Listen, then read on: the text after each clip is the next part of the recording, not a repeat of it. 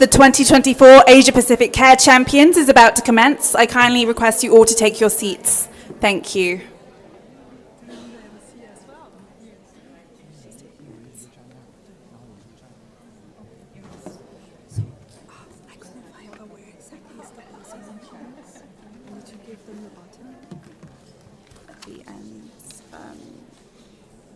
Use the MC notes on the Google Drive. Okay. And then they will come in later. It's like right at the end. But I mean, like the person, like They're going to be backstage. they're backstage.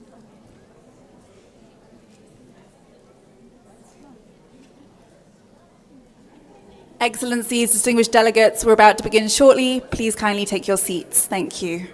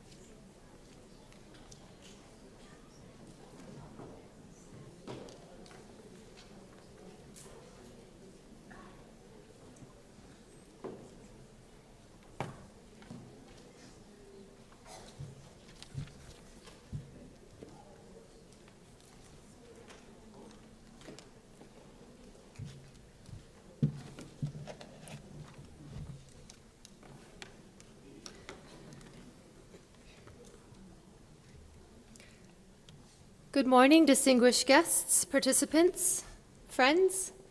I'm Cindy Bishop, UN Women Goodwill Ambassador to Asia and the Pacific, and it is my honor to welcome everyone to the 2024 Asia-Pacific Care Champions event, a celebration unlike any other where we shine the spotlight on those who are rewriting the narrative of care in our region.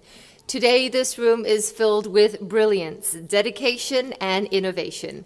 From policymakers to grassroots leaders, from entrepreneurs to researchers, all united by one shared purpose: to revolutionize the care economy for a more inclusive, equitable, and sustainable future. Today, we will recognize champions from across 5 groundbreaking categories: policy powerhouses, care innovators, champions for change, knowledge catalysts, and partnership architects. But before we continue, let's take a moment to reflect on the journey that has brought us here.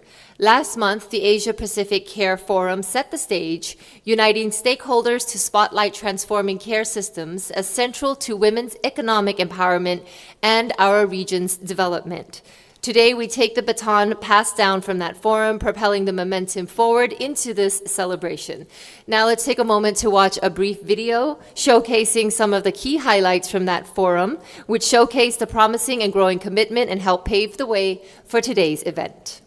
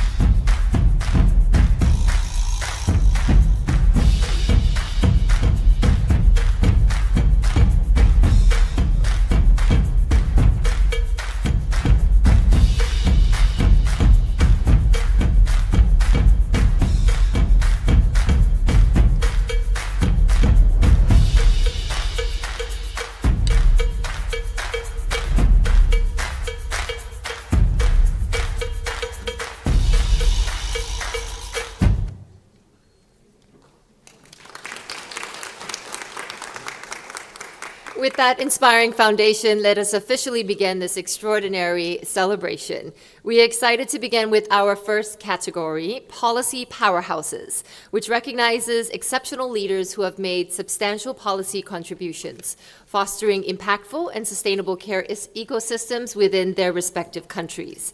To open this segment, it is my pleasure to invite Ms. Lin Yang, Executive Secretary of ESCAP, to the stage.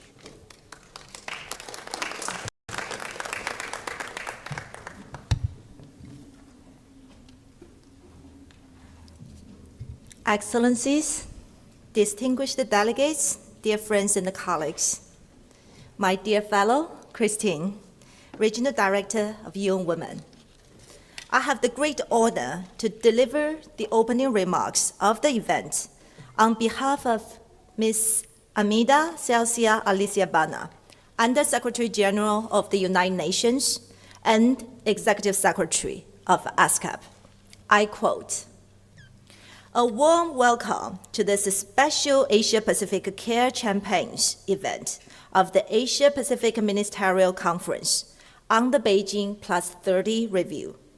Gathered here in the context of the Beijing Plus 30 Review, our Ministerial Conference has given us a critical platform to evaluate progress and confront the ongoing and new challenges in advancing gender equality. While we celebrate advances in areas including women's education and health, we are also reminded of persistent issues: lower workforce participation, higher poverty rates, and the limited political voice for women. At the root of these challenges lies the common thread: the unequal share of care responsibilities. the undervaluation of care work, the lack of investment in care infrastructure, and the disproportionate burden placed on women expose the vulnerabilities and inequalities in existing care system.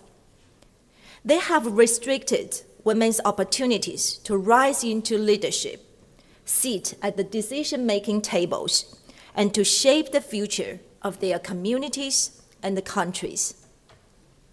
If we are to achieve true gender equality and honor the commitments of Beijing Plus 30, we must address care directly. We must move it from the shadows to the spotlight, from invisible to invaluable. Across Asia and the Pacific, countless organizations, individuals, and communities are already leading the change. This event is organized by ESCAP and Young Women together with the Global Alliance for Care, Oxfam, and the World Bank, and celebrates the trailblazers, our care champions, who are leading the charge in building inclusive and sustainable care systems across the region. As we celebrate their achievements, let us reflect not only on the progress made, but also on the path forward. We know that real change is possible when commitments turn into actions. And it is this commitment to action that ESCAP has embraced wholeheartedly. From groundbreaking research to impactful technical cooperation, we have been supporting the development of sustainable, inclusive care systems across the Asia-Pacific region. Our model framework for policy action on the care economy is forming the foundation of the recently adopted ASEAN Declaration on strengthening the care economy and building resilience. On this momentum occasion, I'm pleased to launch ESCAP's policy toolkit for valuing and investing in care economy. This toolkit, based on our practical experiences in the region, turns theory into action, equipping policymakers with the skills to build robust, inclusive care systems. Looking ahead, we are dedicated to driving care-responsive, gender transformative policies that have a strong intergenerational lens and make visible the immense contribution of both unpaid and paid care work. By dedicating bold actions and resources to inclusive and resilient care systems, we are building the future that benefits women and girls, men and boys, older persons and youth, everywhere. The care champions we honor today embody this commitment in action. Their achievements demonstrate what becomes possible when we prioritize care in our policies and programs. This concludes the quote. Excellencies, distinguished representatives, it's my great honor to recognize the first of our champions today under the category Policy Powerhouses, Crafting Tomorrow's Care Systems. This category honors groundbreaking policies that set new standards in care initiatives by governments, institutions, and organizations that are reshaping care system to be more sustainable, equitable, and accessible for all. I now hand over the floor to MC to announce our first champion. Thank you so much.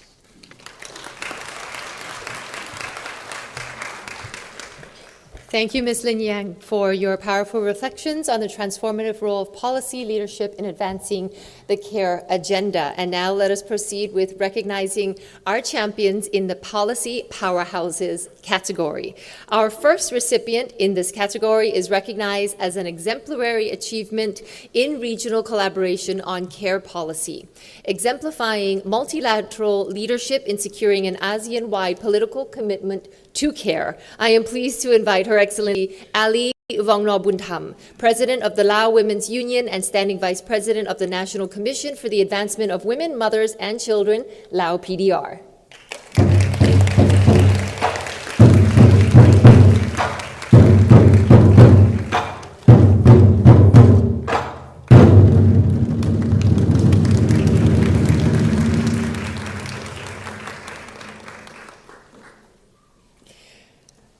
Our next recognition in the Policy Powerhouses category celebrates a notable example of collaborative governance in creating a care policy ecosystem, particularly through Cambodia's whole-of-government, whole-of-society approach to care policy development and driving forward Cambodia's national action on Plan on Care. I invite Her Excellency Dr. Ing Kanta Pavi, Minister of Women's Affairs, Kingdom of Cambodia, to join us.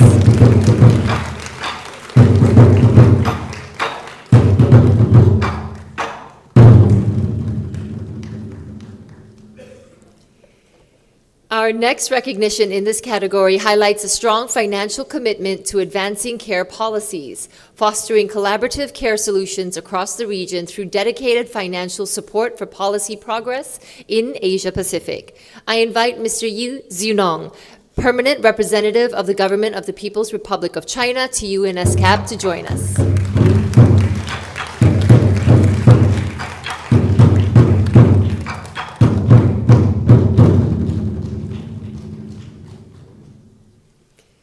Next, we honor the government of the United Kingdom of Great Britain and Northern Ireland for their commitment to gender-responsive, care-sensitive social protection systems, which have significantly contributed to creating inclusive social protection systems. I am pleased to invite Ms. Nabia Surya, Permanent Representative of the United Kingdom of Great Britain and Northern Ireland to ESCAP, to join us to receive this appreciation.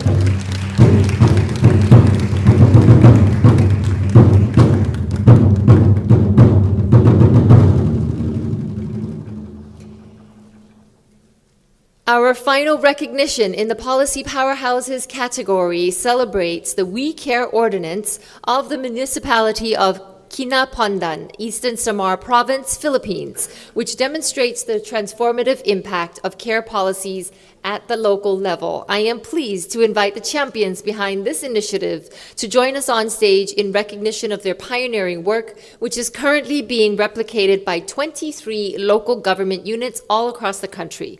First up, Her Excellency Ermelita Valdivia, Chairperson of the Philippine Commission on Women.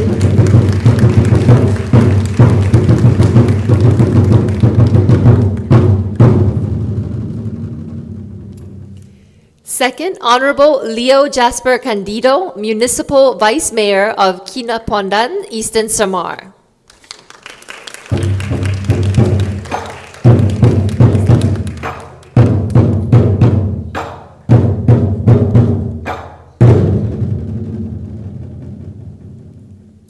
Next, please welcome Ms. Lan Mercado, Board of Trustees from Oxfam, Filipinas.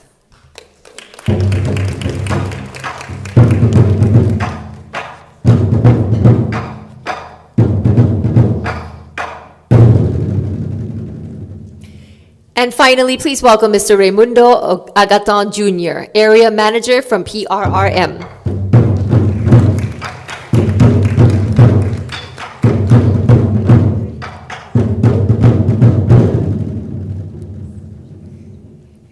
And thank you to all our Policy Powerhouses champions. With champions like these leading the charge, we are witnessing a profound shift in how our region values invests in care. One more round of applause as well to Ms. Lin Yang. And now we would like to invite each of our champions to share a brief reflection of their accomplishments. First up, I would like to invite Her Excellency Ali Wongnor, President of the Lao Women's Unions and Standing Vice President of the National Commission for the Advancement of Women, Mothers, and Children, Lao PDR, to deliver her remarks, please.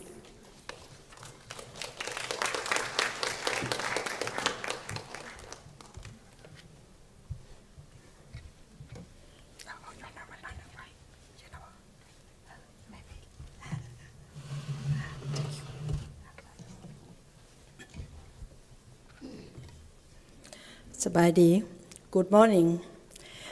On behalf of the government of Laopedia and the Lao Women's Union, it is my great honor to express my sincere thanks and highest application to ESCAP, UN Women, the Global Alliance for Care, the World Bank, and Oxfam for this important recognition.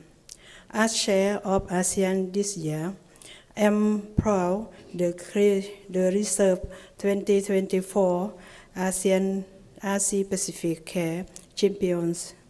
We are grateful that we brought ASEAN member states together at the ASEAN Women's Leadership Summit with the support of the ASEAN Secretariat, UN agency, and development partners to agree on the ASEAN Summit last month. This declaration is important not only for women's economic empowerment but for the great future on all of our country in ASEAN, in Asia, and globally. We become on an Asia-Pacific Care Champion today, and we will continue to be so every day of every week. Thank you.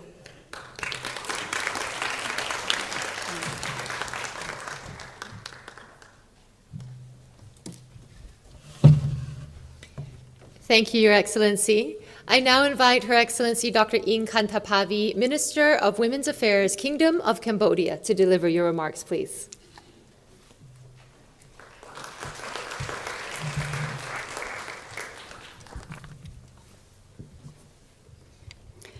Excellencies, ladies and gentlemen, thanks to ESCAP, UN Women, the Global Alliance for Care, Oxfam, and the World Bank for organizing this special event. On behalf of the Ministry of Women's Affairs of Cambodia and myself, it is an honor to be recognized for our work on the care policy ecosystem alongside other organizations championing care initiatives. In 2021, the Ministry collaborated with key line ministries to conduct a comprehensive mapping of existing commitment and policy intervention. This initiative identified priority action to enhance support for the care economy and elevate the 5R framework: recognize, reduce, redistribute, reward, and representation of unpaid care work. As everyone knows, investing in care work is a core approach for gender equality, human capital development, well-being, and inclusive and sustainable economic growth. Currently, we are finalizing the National Care Economy Framework and Action Plan, focusing on 4 key areas: care-related infrastructure, social protection, services, and employment policies. Our national roadmap aims to promote care legal and policy framework to guide care economy initiatives, including reviewing labor law, gender-responsive social protection, and the national gender equality policy. To strengthen data and evidence to inform policy decisions, such as the economic analysis on the care economy and the household care survey. To transform public commitment and support for the value of care work, and to increase public investment and private partnership through gender-responsive budgeting and gender mainstreaming mechanism.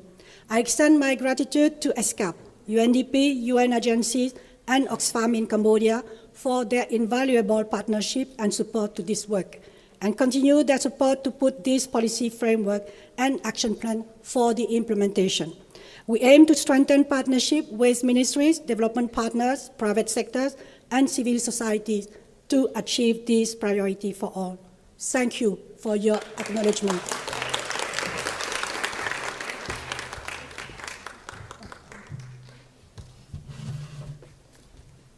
Thank you, Your Excellency.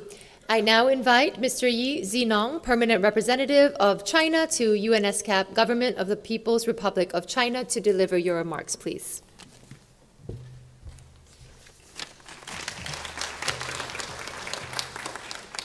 Your Excellencies, distinguished participants, it is my great honor to receive this award on behalf of the Government of China. This is not only a recognition of the efforts of China in the field of the care economy, but also an inspiration for all of us to keep moving forward in the future. China has been actively engaged in the care economy as we fully appreciate its significance for gender equality, decent work, economic growth, and the 2030 Agenda for Sustainable Development.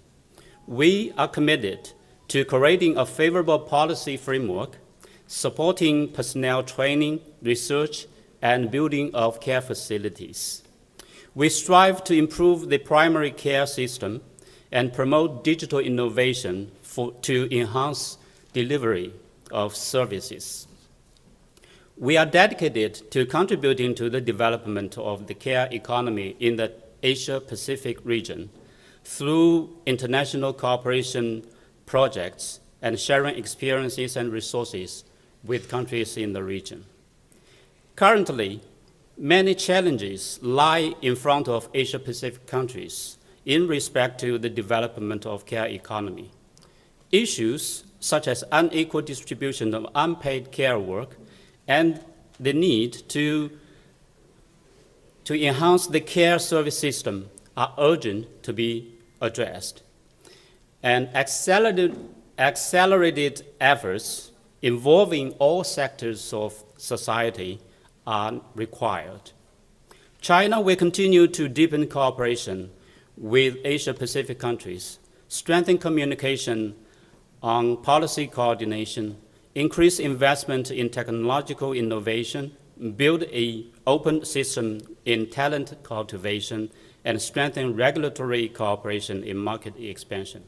In short, China is willing to continue working with all parties to create a bright future for the care economy in the Asia-Pacific region. Thank you.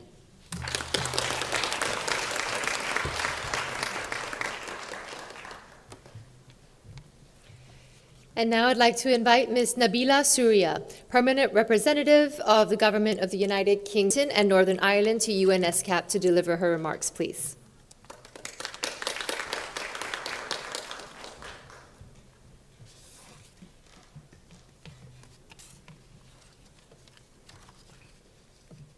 Thank you. I would like to extend my gratitude to the United Nations Economic and Social Commission for Asia and the Pacific, ESCAP, and UN Women for convening and inviting us to this special event with the Global Alliance for Care, Oxfam, and World Bank. I'm delighted to accept this award in recognition of the UK's investments in gender-responsive social protection systems to underpin an inclusive care economy. The UK is committed to supporting an inclusive care economy that recognises, reduces and redistributes the disproportionate share of unpaid care and domestic work shouldered by women, and that rewards and represents paid care work and workers, the 5 Rs alluded to earlier. Care and support is multi-sectoral by nature, and inclusive care provision requires an integrated approach across the economy, education, health and social protection. Social protection is the linchpin for the care and support sector, with the responsibility for providing social benefits that fulfil many care and support needs, job protections for caregivers, and public and private financing of a number of social services. Integrating care and support into social protection systems would contribute significantly towards breaking down gender inequalities, including women's labour force participation and economic empowerment. Through our social protection programming, we have worked with UNICEF, the World Bank and other partners to examine how inclusive social protection systems can underpin an inclusive care economy, and how governments in low and middle income countries can provide better care and support systems for those who need it. And we're really proud to have attended the ASEAN Women Leaders Forum and have seen the care declaration there.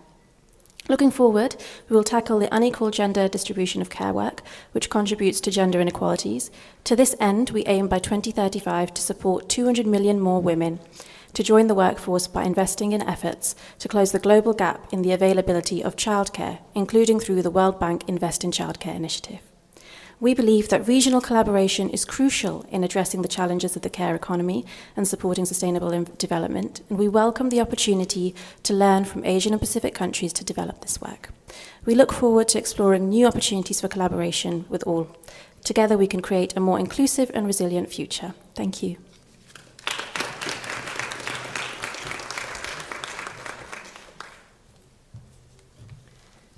Thank you. And now I invite the care champions behind the We Care ordinance of the municipality of Kinapandan to deliver their remarks, please.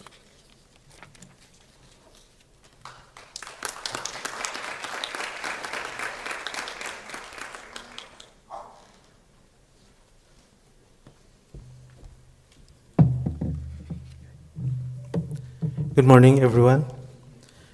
First, I would like to thank the organizers, the UN ESCAP, the UN Women, with the support of Global Alliance for Care, in collaboration with Oxfam, the World Bank, and the International Labour Organization, for this wonderful and memorable recognition as one of the 2024 Asia-Pacific Care Champion. This recognition means a lot to me because this is a manifestation that our innovation and investments in care work is recognized and appreciated in the Asia-Pacific region. As part of the local government, we understand the importance of providing equitable and accessible care to all individuals, regardless of their background. That is why it will always be our commitment to recognize and value the unpaid care and domestic work in our municipality. We will hear the voice of men and women and include the concept of care work in relevant policies and development programs.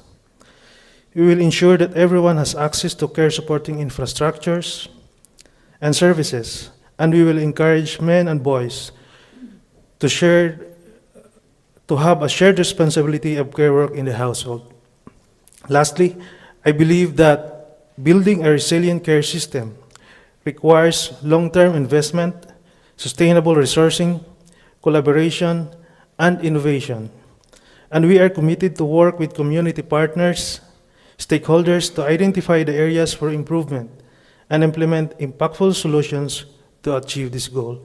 Thank you, maraming salamat po, and kinapundan higugmaon ko.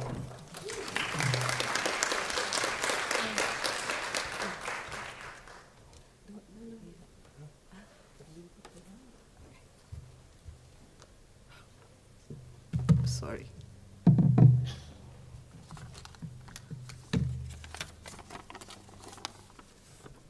Good morning, everyone. On behalf of Oxfam Pilipinas, I am very honored to accept this recognition as an Asia-Pacific Care Champion, and we thank you for this award.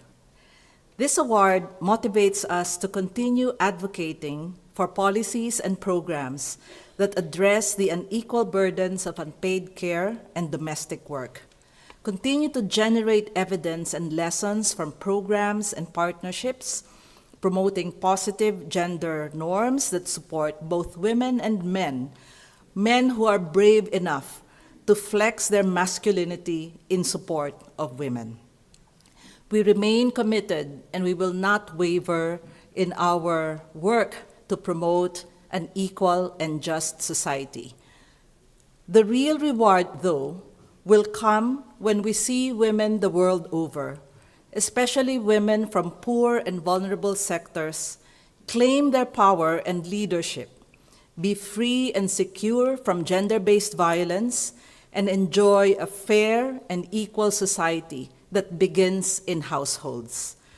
Together, let us continue to work in making this equal future a reality.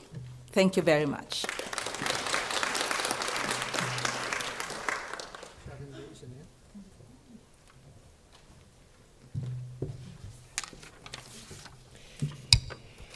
Thank you again to all of our policy powerhouses champions for your outstanding contributions. Let's give one more round of applause for all of our champions in this category. And now we turn to the next category, Care Innovators. This category celebrates initiatives that have pioneered innovative practices or technologies that have revolutionized care delivery, providing scalable, transformative solutions for women's economic empowerment and gender equality. To begin this segment, I would like to invite Ms. Christine Arab, Regional Director of UN Women Asia and the Pacific and UN Women Representative to the Kingdom of Thailand, to share your remarks, please.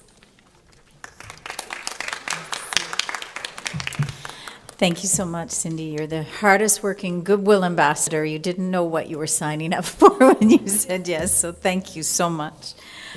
Excellencies, distinguished delegates, colleagues, and allies of gender equality, my colleague and partner, Lin Yang, Deputy Executive Secretary of UN ESCAP, thank you for joining us today in recognition of the efforts of champions in our region who are all working to transform care systems. I would like to thank ESCAP together with the Global Alliance for Care, Oxfam, and the World Bank for their collegial and valued collaboration on this important event. For decades, feminist economists across the global south have long called for change to value and recognize care and to overhaul the care systems.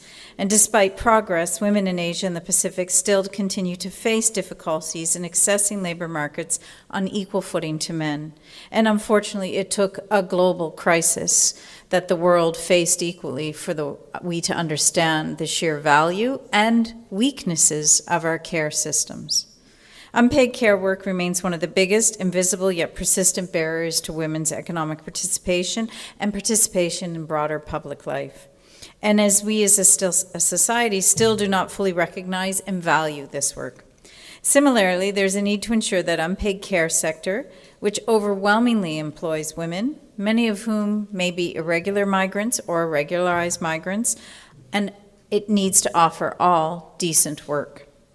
Women and girls will not be able to prosper and thrive unless we radically change the way care is provided in our societies. We urgently need to create economies where, and replicating the policy change makers' efforts that we've just seen, where quality care is accessible and affordable for all, decent work for opportunities are available for all women, where social and economic norms are not holding back women and girls, where boys and men are equally sharing care responsibilities for their loved ones. Fast forward to today, the Ministerial Conference and Beijing Plus 30 review has provided an important moment to pause, reflect, and act for a caring, green, and inclusive region. We are heartened to see that there have been increasing momentum by member states, by private sector, by civil society to transform care systems. And as the ambassador from China referenced, it takes an all-of-society approach in order for this to happen. Last month, UN Women is proud to have joined forces with UN agencies, key development partners, to host the second edition of the 2024 Asia-Pacific Care Forum in Bangkok.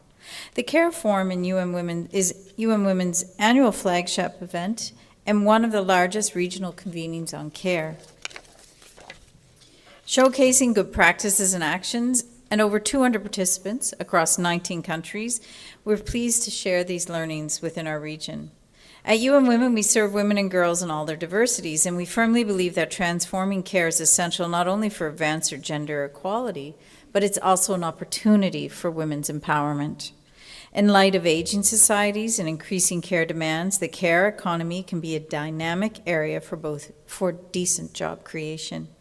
UN Women recently put out a call for investments through its transformative care investment initiative in Asia and the Pacific. This initiative calls for catalytic investments to benefit at least 100 million women and girls, create 125 million new employment opportunities in the care economy by 2035, so 11 years from now, and reduce women's unpaid care work by at least 2 billion hours. This is a UN Women convened initiative to make care systems work for both women and people and the planet. Since 2022, UN Women has globally served over 9.5 million women across 79 countries, including many survivors of violence, internally displaced women and refugees, and with improved access to information, goods, resources, and services. We have supported over 12,000 civil society organizations and mechanisms across 84 countries, enhancing their leadership and capacities, and also supported the adoption, revision, or repeal of over 200 laws. And we're proud of this, but we know how much more is needed.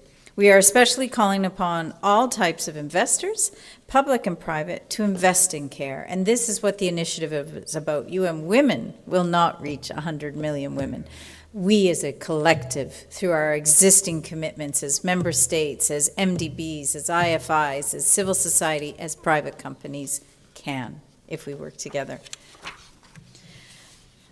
The presence of all of you in this room today signifies that we have a strong community of committed individuals and organizations who want to keep this movement alive. Our second category of care champions represents precisely this drive for innovative solutions. It is a pleasure to recognize care innovators who are all transforming lives of women, families, and communities across the region through care delivery that is bold, practical, and impactful.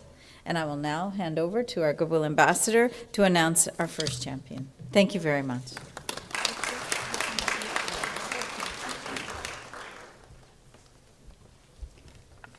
Thank you very much, Ms. Christine Arab. And now we will proceed with recognizing our champions in the Care Innovators category. Our first recognition in the Care Innovators category goes to an initiative that advances care entrepreneurship through a combined vocational training center for women with childcare in the same center, empowering women and families while creating decent care jobs on the ground. I am pleased to invite Ms. Panchali Tamuli, Senior Chief Manager of Dharma Life, representing Visa Foundation and the Institute of Development Research, to join us on stage to receive this token of appreciation for their exceptional work.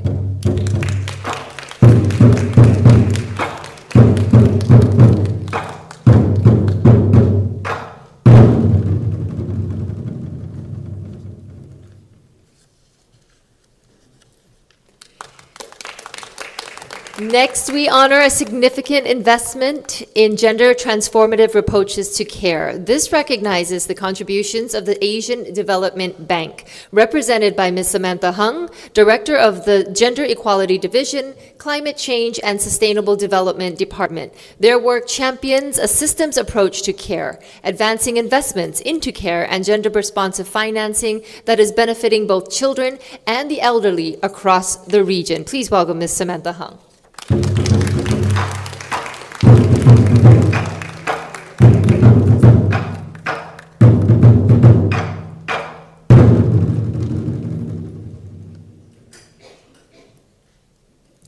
Our next recognition celebrates an evidence-based approach to care delivery, which prioritizes data-driven decision-making for impactful results. We recognize the Ministry of Women and Children Affairs and the Ministry of Social Welfare, Government of Bangladesh, represented by Honorable Advisor Sharmeen S. Murshid, for their efforts driving evidence-based approaches to policymaking on care.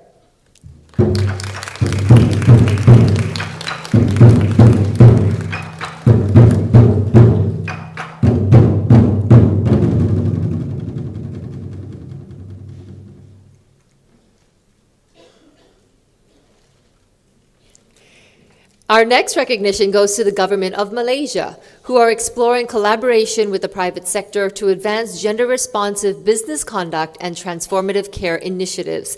This recognition highlights Malaysia's dedication to innovative, cross-sectoral solutions that advance care provision for all. Please welcome Datuk Dr. Mazia binti Che Yusof, Secretary General, Ministry of Women, Family and Community Development from the Government of Malaysia.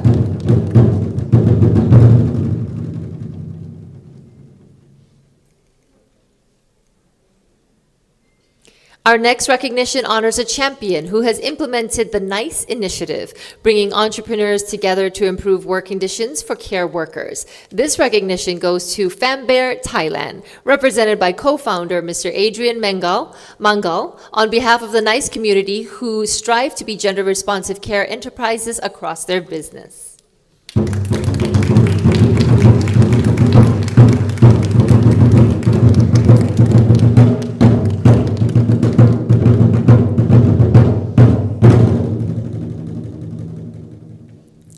Thank you to all our Care Innovator champions who are building resilient and sustainable care systems through their innovative solutions, and also a big thank you to Ms. Christine Arab for doing the honors.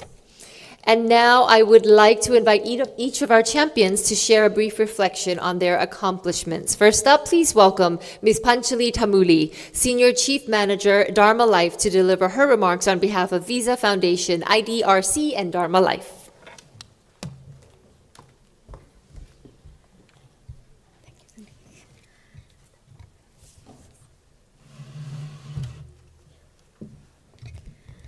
Namaste.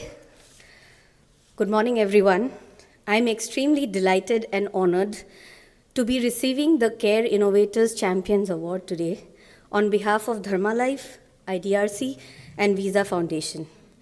Thank you, the organizers of the conference, Economic and Social Commission for Asia and Pacific, ESCAP, the UN Women, Global Alliance for Care, Oxfam, and the World Bank for recognizing our efforts and our initiative, which is Better Skills, Better Care program, where we run our Dharma Life Community Learning Centers. The Dharma Life Community Learning Center, through this program, co-designed by UN Women, drives women economic empowerment through an integrated vocational skills training program and early childhood care and education intervention. We serve low-income families from rural India. In these centers, we offer livelihoods training program where women, together with accessible, affordable, and quality care services, come together in one physical training center. This program seeks to build evidence and test innovative models to support creating livelihoods among women while improving their children's developmental outcomes. Dharma Life Community Life Centers in India also works on advancing awareness and sensitization around unpaid care work performed by women in villages and increase the social acceptance of professional paid care while providing accessible, affordable, and quality childcare. Building on the initial pilot with support of IDRC and Visa Foundation, we are moving into our second phase, which is with support of Gates Foundation, to build more evidence around childcare centers in excellence of the Anganwadi workers and the centers. Thank you.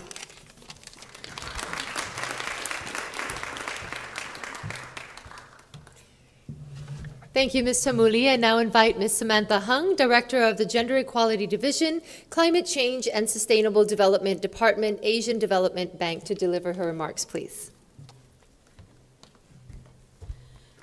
Good morning, everyone. I apologize for my voice. Thank you very much for this meaningful acknowledgement. The Asian Development Bank is very, very, very honored to be recognized as a care innovator, especially for our work in investing in care to promote gender equality and women's empowerment. At ADB, our vision centers on building the promise of the care dividend for inclusive and resilient economies. Care underpins the way our economies and societies function every day, and it is women's unpaid or underpaid care work that has been the traditional backbone of our social structures. ADB commits to join with our government, private sector and development partners across the region to transform this unequal status quo and to realize the care dividend. ADB commits to investing across the entire care continuum, from early child development to long-term care for the elderly and persons with disabilities, to ensure that care is accessible, affordable, and sustainable, empowering families and creating quality jobs, especially for women. ADB will invest across three main areas. Firstly, we will actively engage with our public and private sector partners to scale up quality care delivery, including through the expansion of care infrastructure and care workforce. Secondly, we will provide technical assistance that will generate forward-looking sustainable solutions for our partners, such as piloting different models of care adapted to the needs and context of the countries and regions that we serve. Third, we will continue to generate more evidence and data which can support better public and private financing of the care sector, including through financial modelling and fiscal analysis. Through these efforts, we envision a region where care systems enable communities, drive economic resilience, and promote gender equality. Again, thank you very much for this kind recognition. This is a profound engagement for us to continue and scale up our efforts in this area. Thanks. Thank you, Ms. Hung. I now invite Honorable Advisor Ms. Sharmeen S. Murshid, Ministry of Women and Children Affairs and the Ministry of Social Welfare, Government of Bangladesh, to deliver her remarks on behalf of the Government of Bangladesh.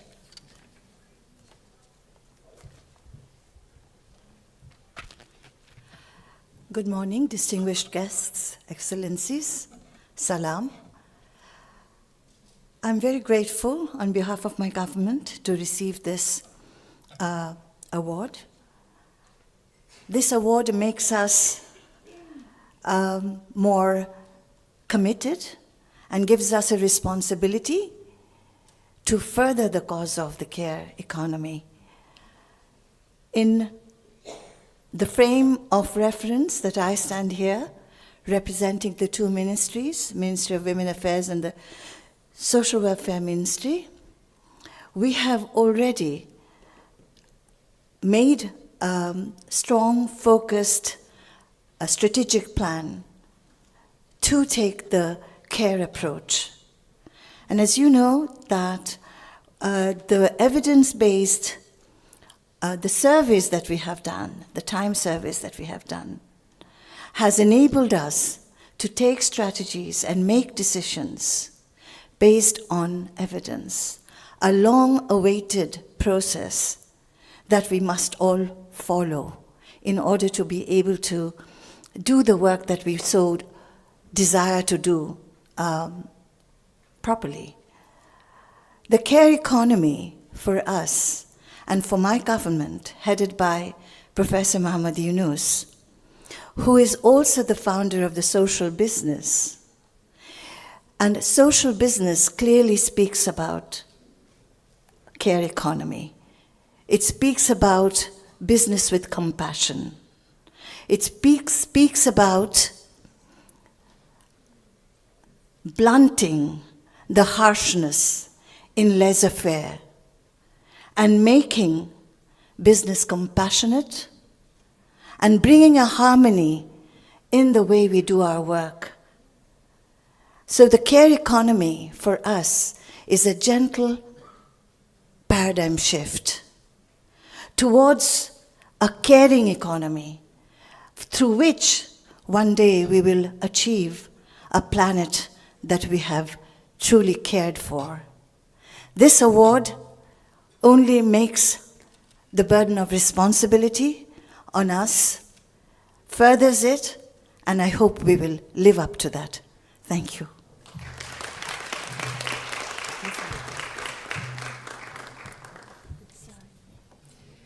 Thank you very much, Mr. Murshid. I now invite Datuk Dr. Mazia Binti Che Yusof, Secretary General, Ministry of Women, Family and Community Development, Government of Malaysia, to deliver your remarks, please.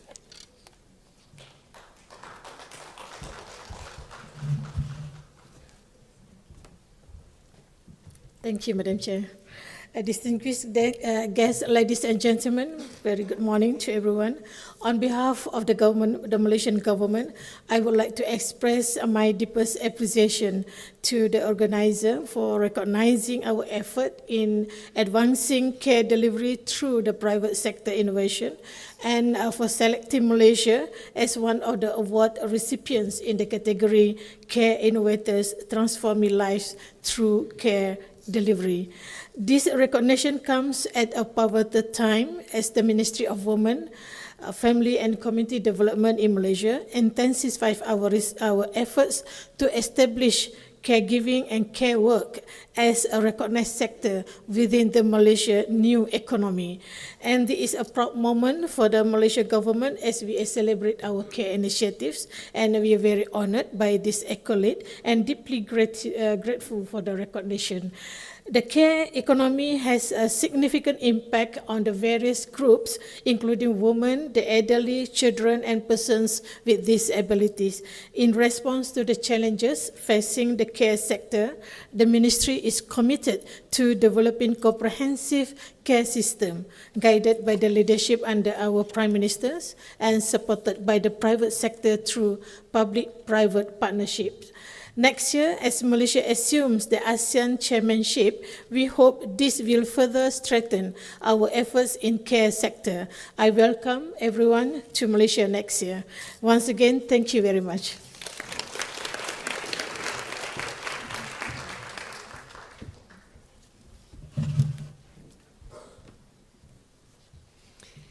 Thank you very much. And now I invite Mr. Adrian Mangal, co-founder FamBear, to deliver his remarks on behalf of the NICE network.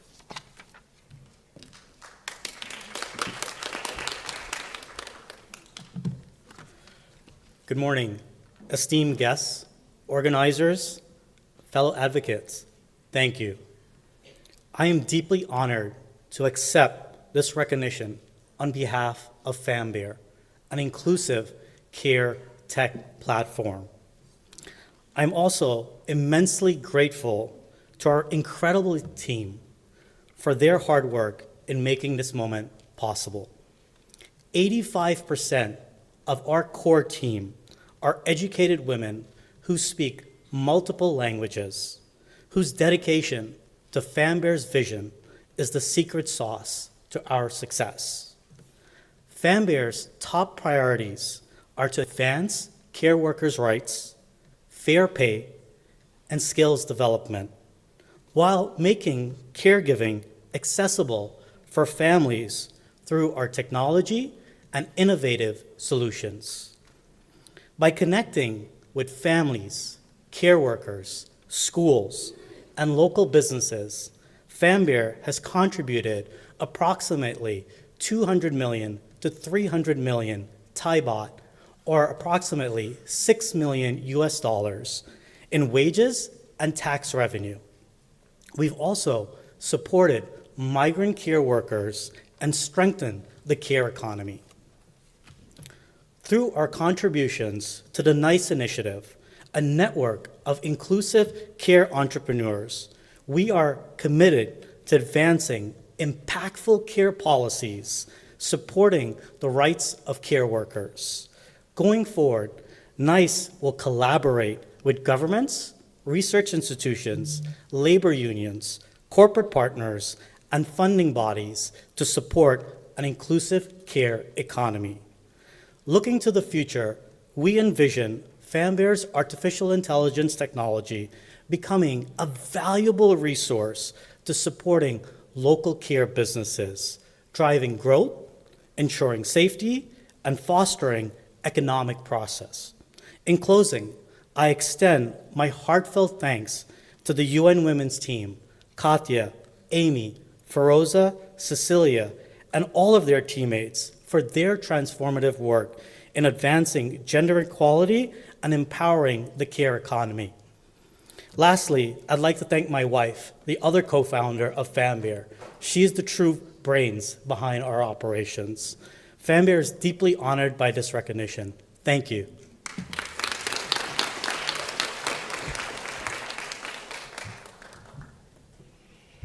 Thank you, Mr. Mangal, and for all of our care champions for their inspiring reflections. Your efforts are paving the way for a more inclusive and sustainable care economy. Indeed. It is now my honor to introduce our third category, Champions for Change. This category honors initiatives that actively champion gender equality in care, breaking stereotypes and advocating for a shared responsibility. To set the stage for this segment, I am pleased to invite Ms. Ana Moreno, Technical Secretary from the Global Alliance for Care, to join us on stage, please.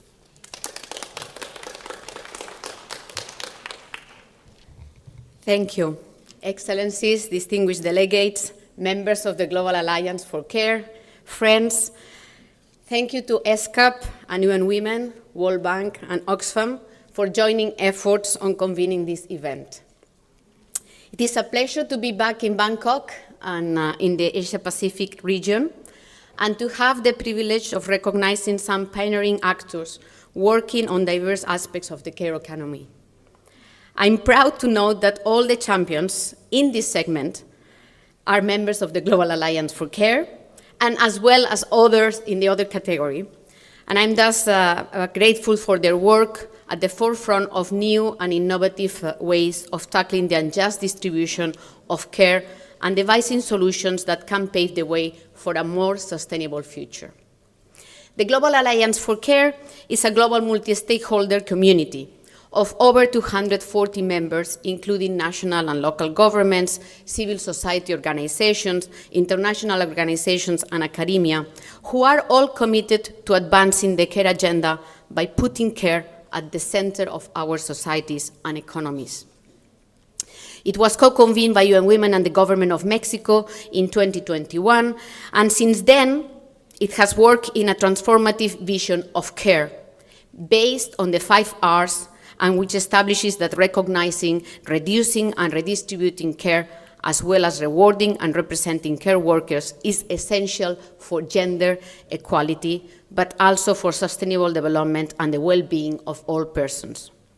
It considers that care is a public good, but which makes the state the primary duty bearer for its provision. But as it has been said, all sectors of society, including the private sector, communities, and households, have a role to play, and all men should be equally responsible for caregiving.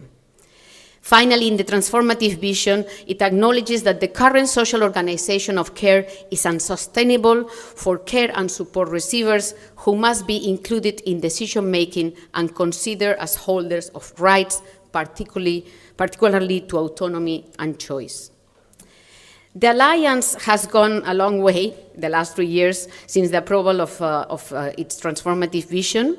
Since then, it has worked in several multilateral spaces, such as the UN General Assembly and the G20, and has also supported the 2024 Asia-Pacific Care Forum, which allow for identifying common care-related issues in the region, as well as defining priorities and policy proposals, and we really thank UN Women for the convening power just 1 month ago in Bangkok. The forum also celebrated the work of Global Alliance for Care members who have been advancing this agenda through investments, policy, research, advocacy, and service provision. It is truly inspiring to see how these conversations on care have also carried out on this regional Beijing +30 ministerial review, and to witness the commitment of so many stakeholders to transforming care economies and to support, hopefully, the Transform Care initiative that UN Women has also presented in the Care Forum. Going forward, the Alliance will keep positioning the centrality of care in multilateral advocacy spaces, influencing policymakers to take action on care and locating care at the center of the development agenda. We hope to keep fostering South-South collaboration, especially in such regions as Latin America and the Asia and the Pacific region, where similar patterns such as gender inequality, population aging, migration, and climate change are being observed, coupled with growing public interest in the care agenda.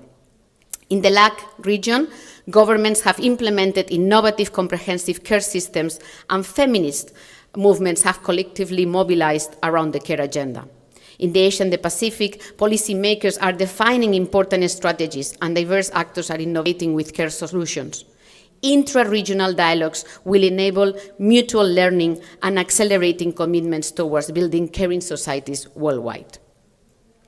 The care agenda requires collective action from diverse stakeholders along several axes: gender justice, disability inclusion, labor rights, public policy, data and research, among many others.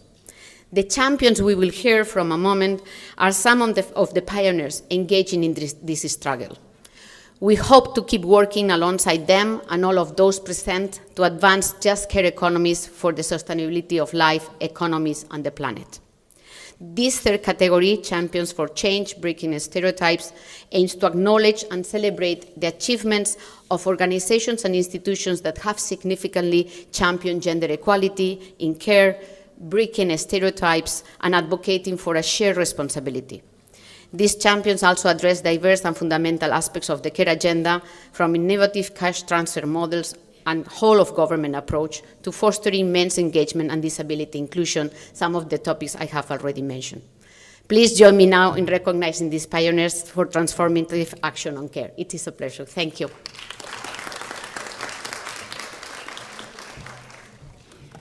Thank you, Ms. Moreno, for those powerful and inspiring remarks. It is now time to proceed with recognizing the champions in the Champions for Change categories. Our first recognition in the Champions for Change category celebrate efforts to safeguard social welfare through progressive policies. This recognition goes to Chair Valdivia of the Philippines Commission on behalf of accepting the recognition on behalf of the Department of Social Welfare and Development, Government of Philippines, for their innovative Cash for Care interventions.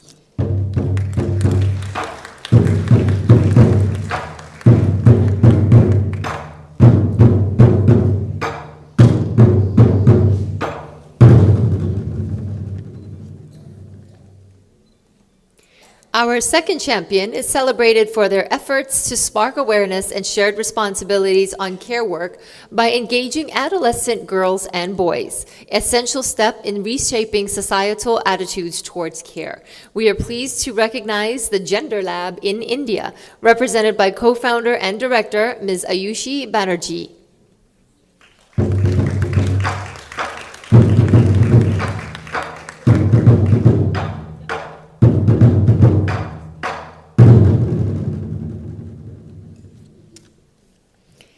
Next, we recognize the government of Timor-Leste for driving a whole-of-government approach to addressing unpaid care work performed by women, but also advancing decent work for domestic workers in Timor-Leste.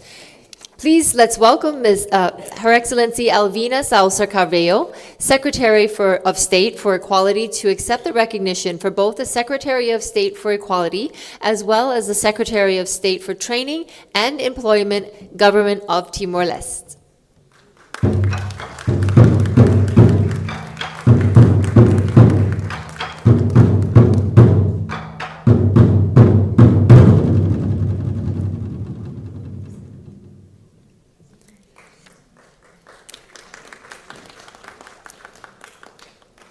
Next, our champion is recognized for their dedication to promoting disability-inclusive approaches to care. Please welcome Meenakshi Balasubramanian, Senior Advisor from the Center for Inclusive Policy.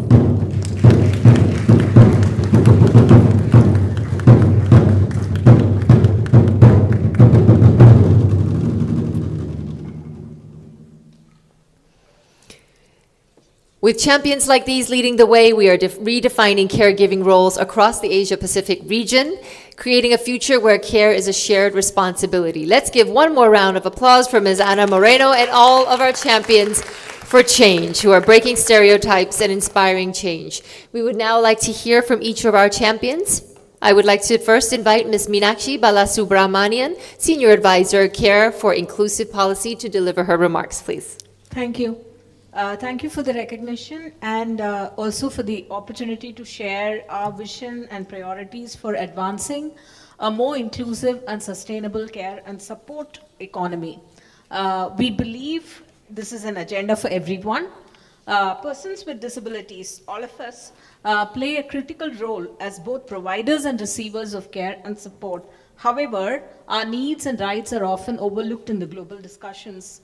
And the result leading to responses that do not align with our demands for autonomy and independence. Recent developments in the care agenda explicitly incorporate notions of support within the care systems or economy, calling for care and support systems that are sensitive to gender, age, and disability. This shift presents an opportunity to build a truly inclusive care and support systems, systems that promote gender equality, that addresses diverse support needs across the life course and advance human rights. Looking ahead, we will continue our collaborations with the governments, development agencies, organizations of persons with disabilities, and care providers to raise awareness and promote disability-inclusive reforms, ensuring comprehensive support systems for persons with disabilities and their families. We will also intensify our effort to collect data and support needs and budget expenditures, amplifying the voices of the most marginalized among persons with disabilities, particularly those with women with disabilities. Finally, we aim to facilitate platforms for exchanging best practices and fostering innovation globally and across regions. By advancing these priorities, we aspire to expand our impact and contribute meaningfully to the care and support agenda, leaving no one behind. Thank you. Thank you, Ms. Balasubramanian. I now turn to Chair Valdiavilla on behalf of the Department of Social Welfare and Development, Government of Philippines, to deliver your remarks, please.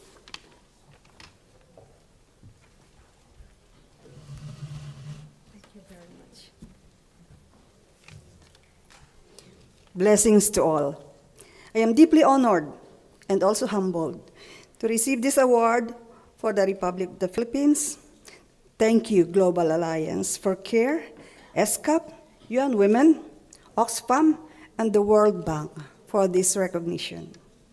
The Cash for Unpaid Care Work program of the Government of the Philippines represents just one of our government's innovative approaches to empower women and challenge long-standing norms that reinforce the belief that care and domestic work are primarily the responsibility of women and girls, which is regarded as free of charge.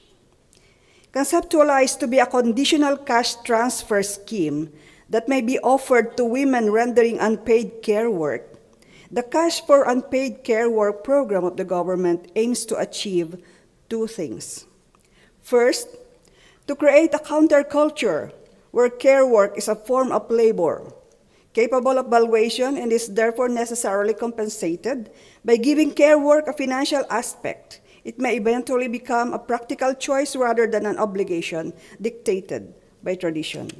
Second, to promote the economic empowerment of women by providing financial opportunities to women engaged in unpaid care work, we aim to narrow the gender wage gap and offer a generally stable income stream.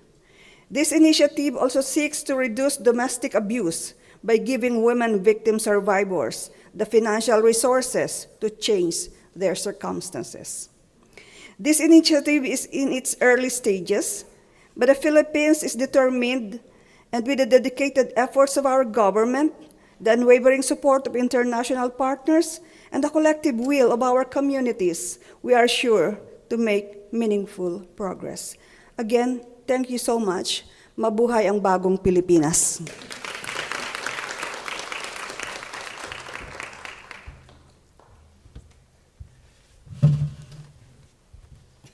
Thank you very much. I now invite Ms. Ayushi Banerjee, co-founder and director of Gender Lab in India, to deliver her remarks.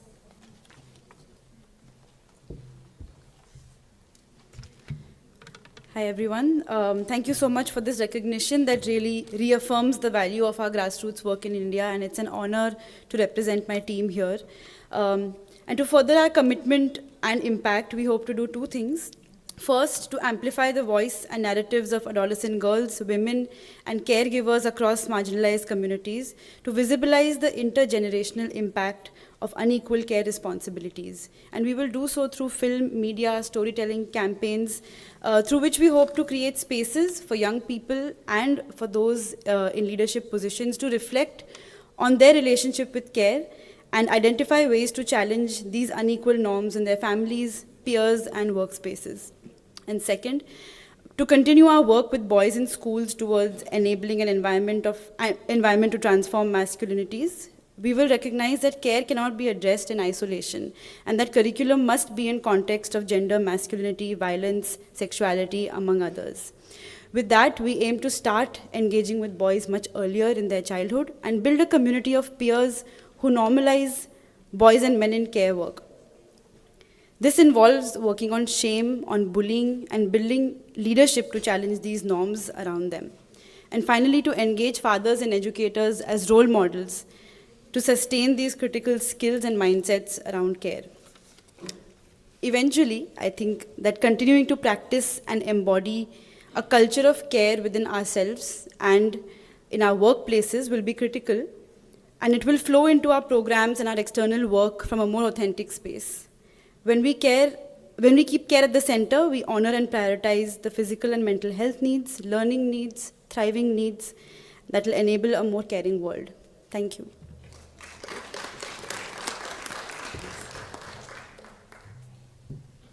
And lastly, I'd like to now invite Her Excellency Alvina Salazar Cabello, Secretary of State for Equality, Government of Timor-Leste, to deliver your remarks, please.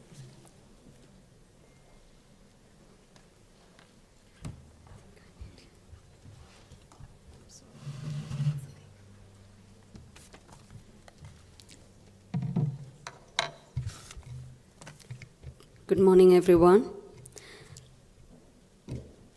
On behalf of the 9th Constitutional Government of Timor-Leste, I would like to extend our sincere appreciation to ESCAP, UN Women, Global Alliance of Care, Oxfam, and the World Bank Group for this award.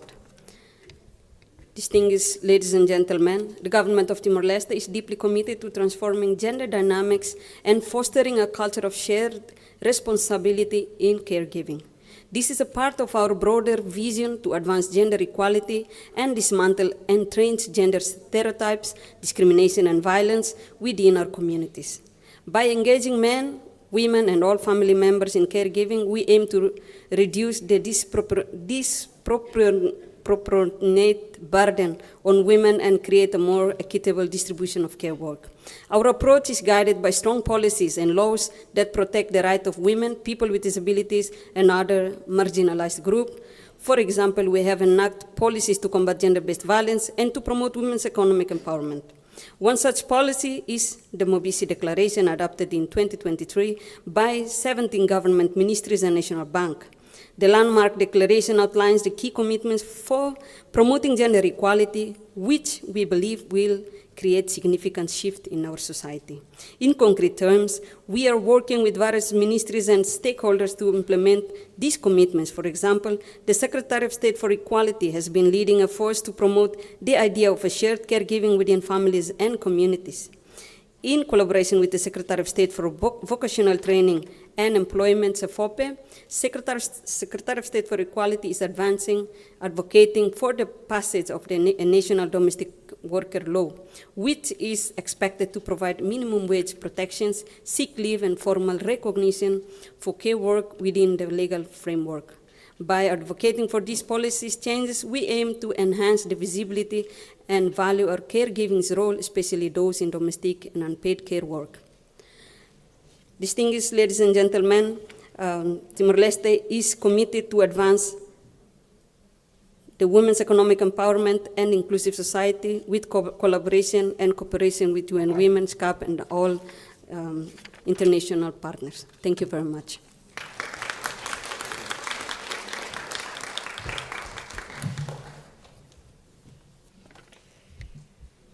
Thank you. As we continue our celebration, we are thrilled to introduce a special choir performance titled Reach for the Stars. Please join me in welcoming the wonderful Bangkok Voices.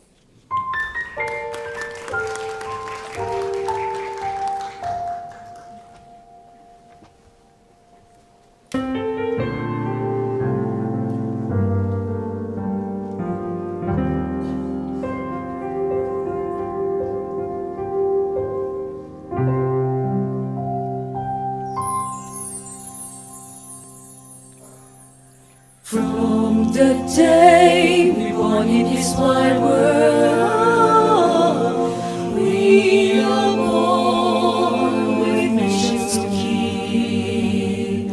There are calls from voices in despair to love, to share, to give. From the seas, the hills, and the cities, smiling face listen to the call. Here we are standing tall, to love, to share, to give. Fly high as we can, with the wind move the mountain. We can do it, yes we can. Reach for the sun, the clouds and the rainbow. Dreams to inspire.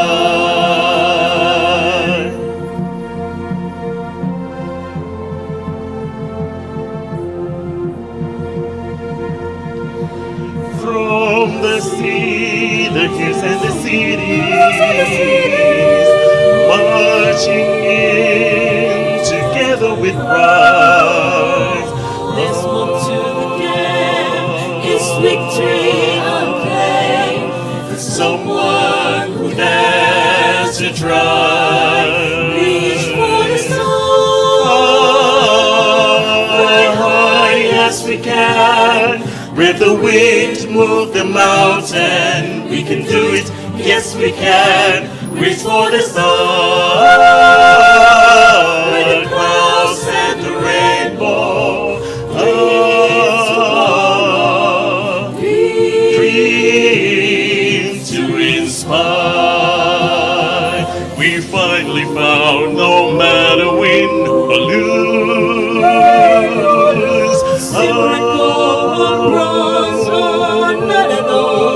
not at all. In our hearts, let's make a vow before we start.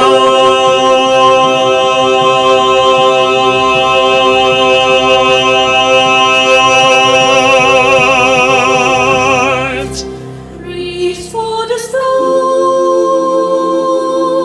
fly high as we can. Let the wind move the mountain. We can do it, yes we can. Reach for the stars, with the clouds and the rainbow. Dreams tomorrow, dreams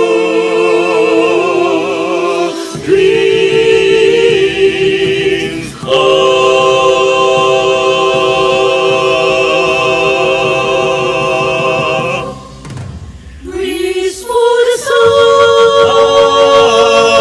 fly high as we can. Where the wind move the mountain, we can do it, yes we can. Reach for the sun, with the clouds and the rainbow. Dreams to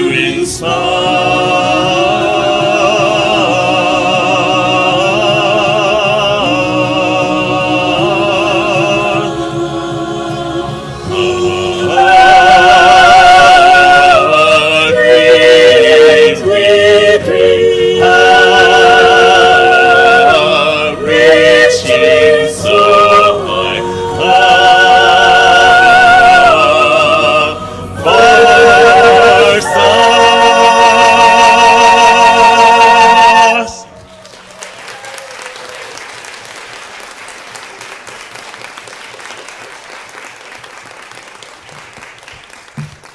Thank you to the choir for that beautiful and inspiring performance.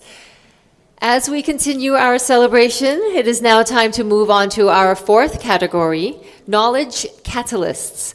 This category honors groundbreaking research initiatives that have informed policies and shaped programs and policies that drive sustainable care reforms in the region. To set the tone for this segment, we are honored to welcome Ms. Hella Bukaeva, Senior Social Development Specialist from the World Bank. Please join me in welcoming her to the podium.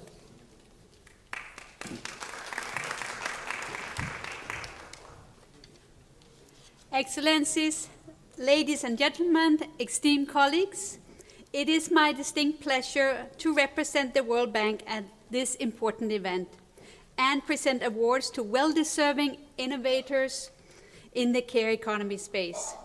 the care economy is essential in daily life and a driver of economic growth, human capital development, and jobs.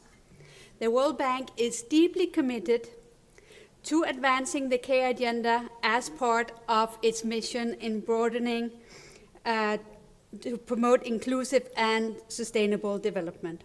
Our commitment is reflected in various initiatives, projects, and policy engagements supporting families and caregivers, enhancing gender equality, and fostering economic growth. I would like to highlight 4 sets of approaches that we promote in our work. The first approach is financing projects and programs.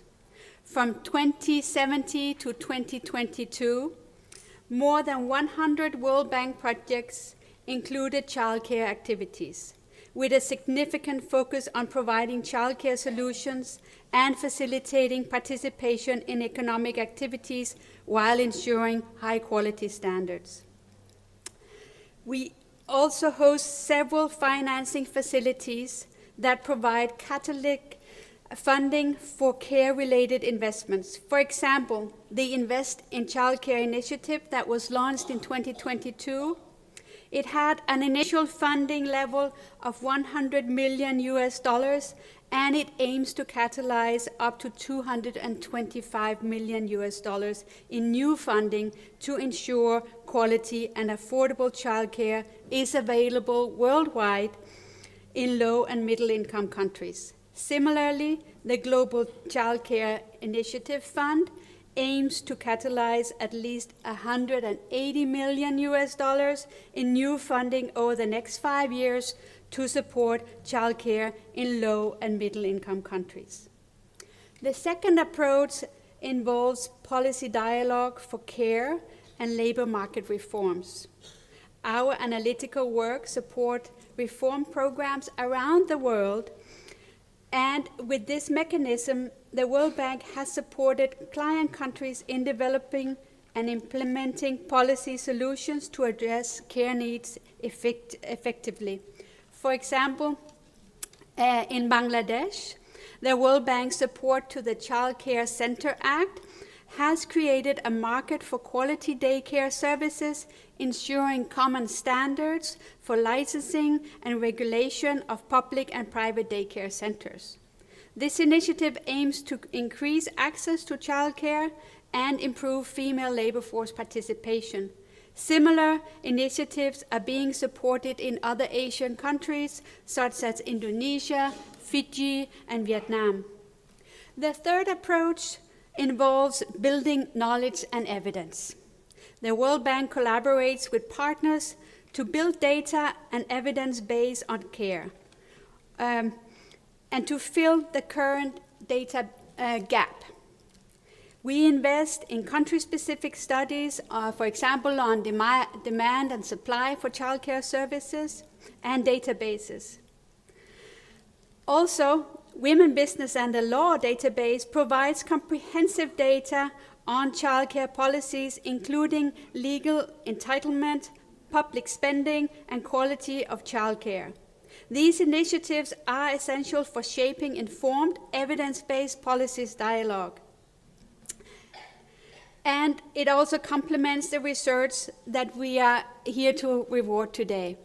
If you would like to learn more about the Women, Business and the Law work, I encourage everyone to join the 1 o'clock side event here arranged by USAID and the World Bank Group. Fourthly, I would like to also highlight the approach for mobilizing the private sector and employer-supported solutions. The International Finance Corporation, IFC, has been championing employer-supported childcare through initiatives like Tackling Childcare Initiative that supports childcare, such as reducing absenteeism and turnover and improve relationships with customers and local governments. In conclusion, by prioritizing vulnerable families, supporting caregivers, and supporting countries invest in robust care systems, the World Bank aims to create a more equitable and sustainable future for all. Let us continue to collaborate and champion the care economy, fostering a brighter and more inclusive future for all. On behalf of the World Bank, we are delighted to celebrate today's champions. Thank you.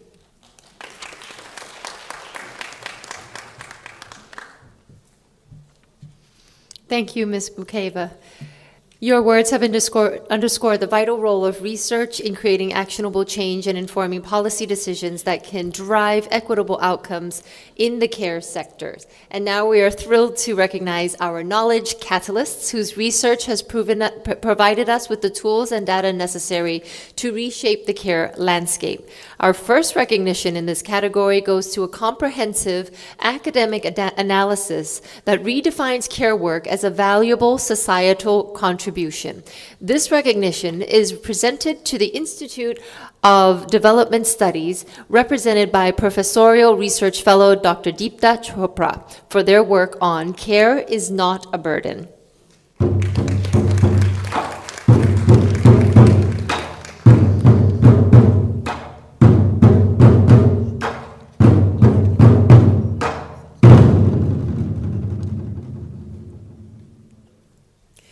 Our next recognition celebrates the Asia Foundation for their groundbreaking research that explores the interconnections between care and climate, as well as power dynamics in care policy making.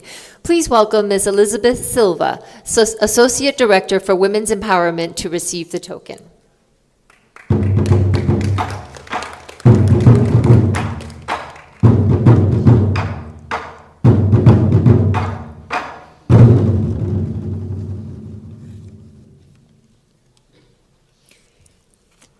Finally, we recognize OECD for their work in addressing the root causes of gender inequalities. This recognition honors their research in breaking down social norms and stereotypes, as highlighted in the Social Institutions and Gender Index 2024 Regional Report for Southeast Asia. Now let's welcome Ms. Ye-Shin Park to receive the token.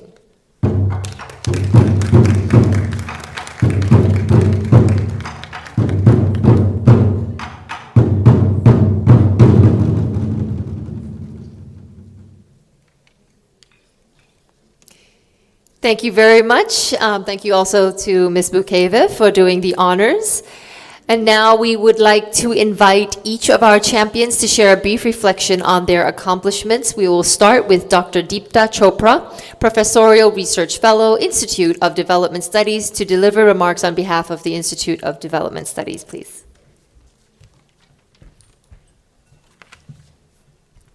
Thank you very much. This recognition as a care champion under the Knowledge Catalyst is a timely recognition of the value of research in teasing out practical, doable policy entry points and steps towards gender and care transformative outcomes. IDS is proud to have partnered with policy and programmatic actors in order to push for a global recognition of the criticality of care, primary of these being UN ESCAP. I would specifically like to thank my co-author, Dr. Meenakshi Krishnan, my colleague, Dr. Chung Arbeck, and Ms. Channe Lindstrom of UN ESCAP for their accompaniment and support in this process. We've developed this framework called the 747, which has really been to whose aim has been to redirect attention away from the quality, from the quantity of care and the invisibility of care towards the quality of care provided and received, and to disentangle the care crisis from a negative care as a burden view to more a positive and an invaluable view to provide practical and recommendations of how to implement the 3R framework. Moving forward, we plan to undertake 3 aspects. Work on integrating the 4 policy categories that we have towards a holistic care system. Secondly, given growing gender backlash and the emergence of polycrisis, to reinvigorate discussions on the care economy with its messy and political underpinnings. This will allow us to envisage care as integral to building solidarities through material, spatial, and labor practices and flows of support. Finally, we hope to catalyze a move towards developing alternative principles and practices and underlying ethics for building caring societies through aligning our work with climate change actors so that caring for ourselves and our planet becomes central to the development processes in Asia and Pacific and globally. Thank you again for this recognition, and it's an honor to be here. Thank you, Dr. Chopra. I now invite Ms. Elizabeth Silva, Associate Director for Women's Empowerment, the Asia Foundation, to deliver your remarks, please.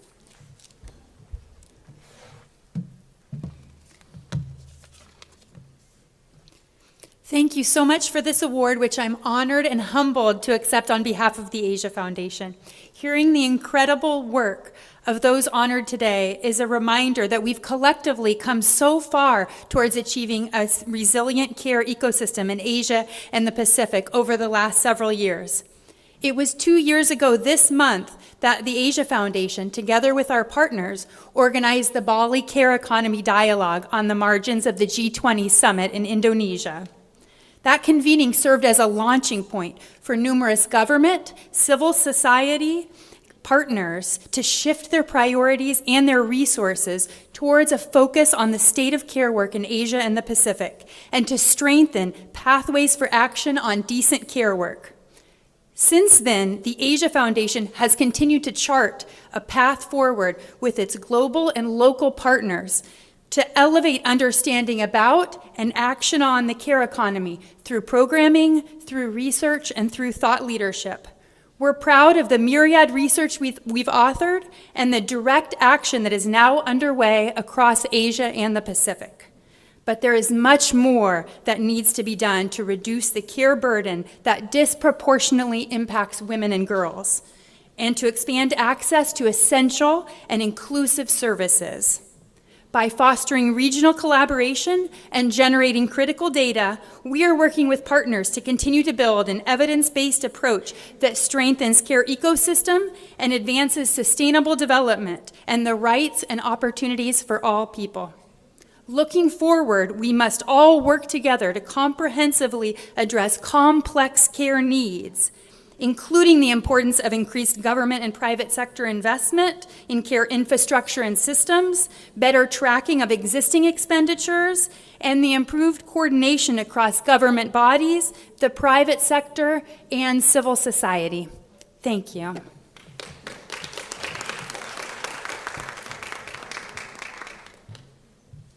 Thank you, Ms. Silva. And now I'd like to invite Ms. Yeshin Park to deliver her remarks on behalf of OECD. Thank you.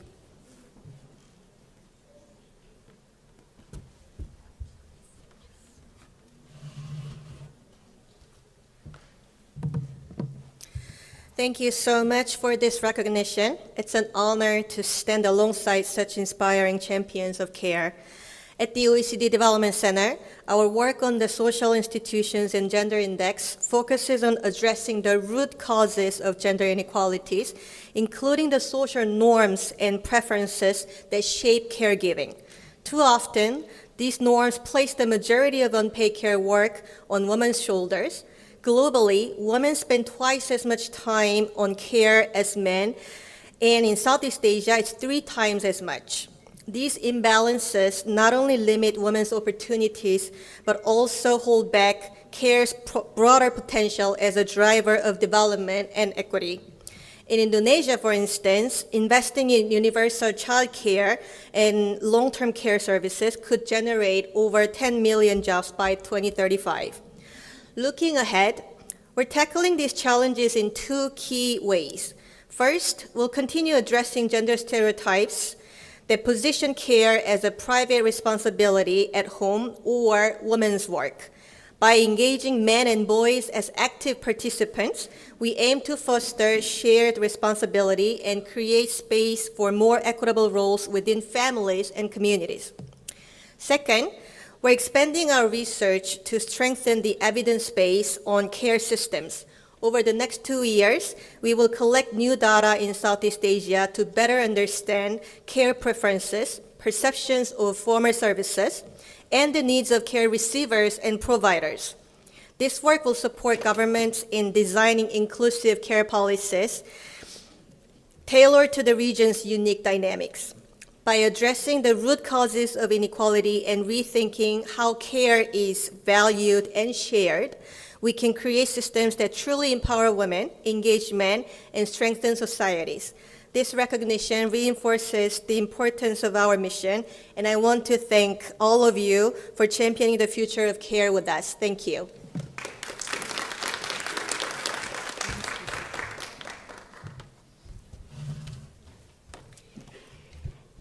Thank you, Ms. Park, and thank you to all our champions for sharing these innovative and impactful contributions. As we move forward in our event, it is now time to recognize the partnership architects.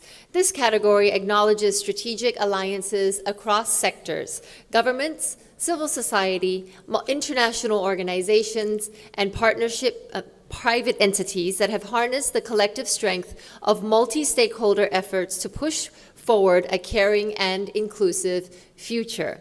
To begin with, we are privileged to have Mr. John Samuel, Oxfam Regional Director, here with us today. Please join me in welcoming him to the stage.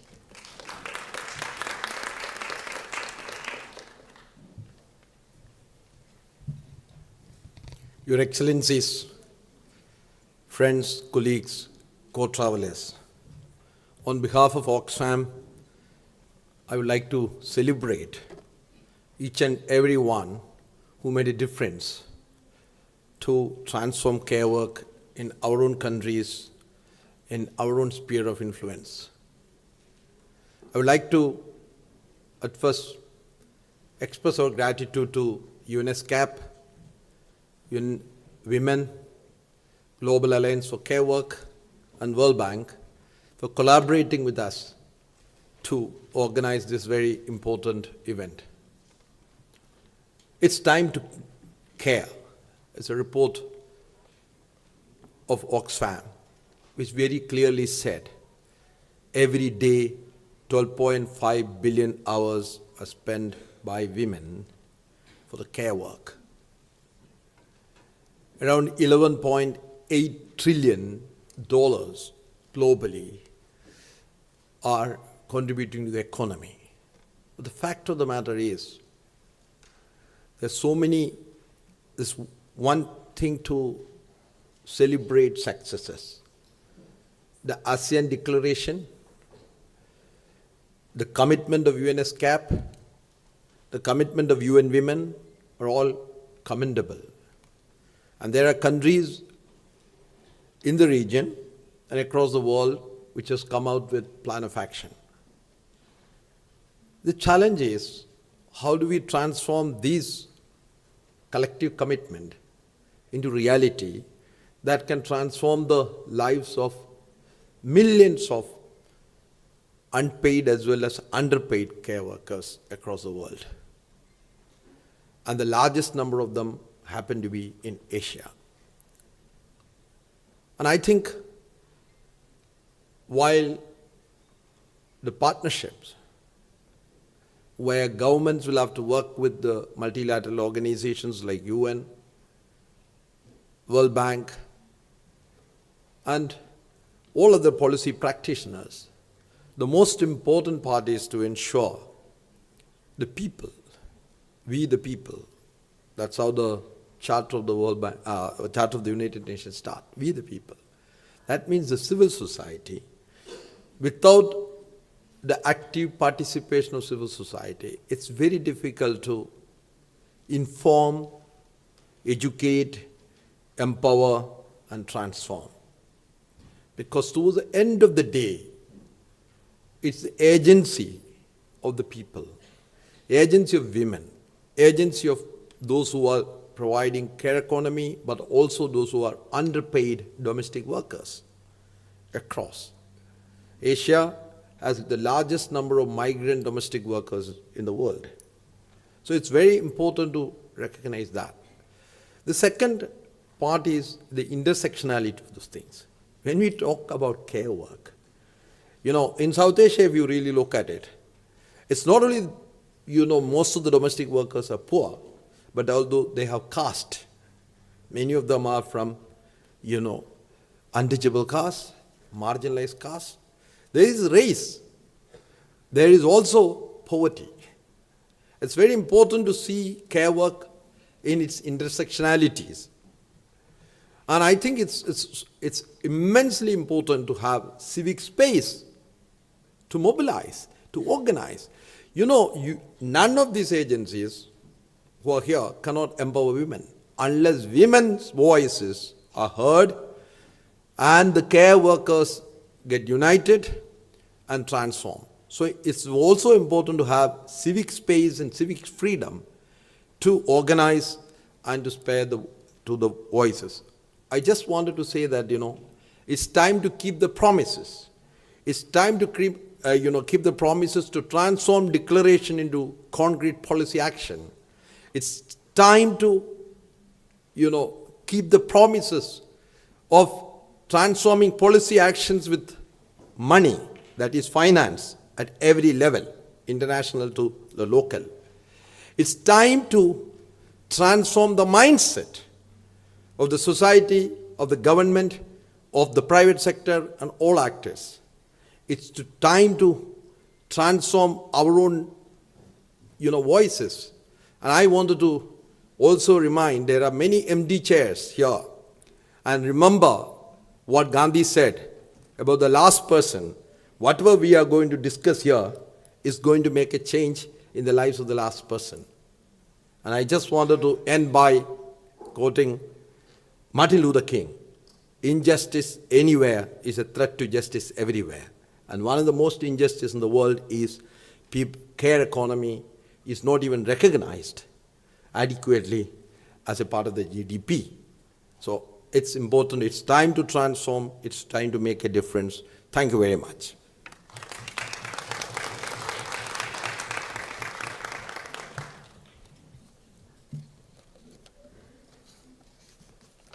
Thank you very much, Mr. Samuel, for those inspiring words. And now it is time to turn our attention to recognizing the outstanding partnership architects who have excelled in building alliances that transform the care landscape. Our first recognition goes to an initiative that exemplifies whole-of-society approaches to multilateral engagement. We honor the Institute of What Works for Gender Equality, represented by Ms. Shona Mitra, Director of Policy and Research, for their leadership in bolstering the care economy through collaborative partnerships.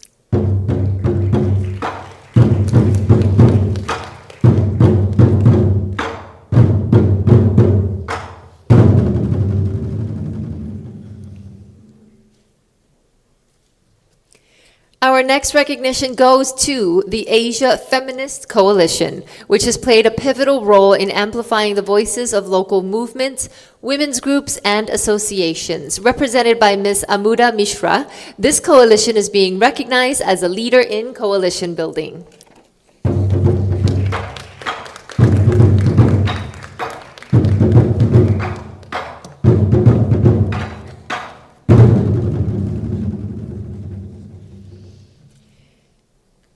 And our final recognition in this category celebrates the International Domestic Workers Federation for their commitment to championing the voices of women migrant workers across the Asia-Pacific region.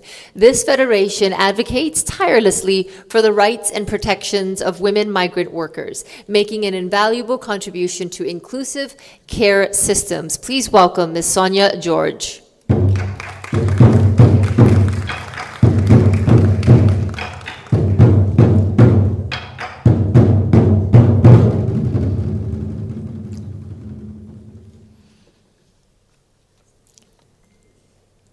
Let's have one more round of applause for Mr. John Samuel and all of our partnership architects.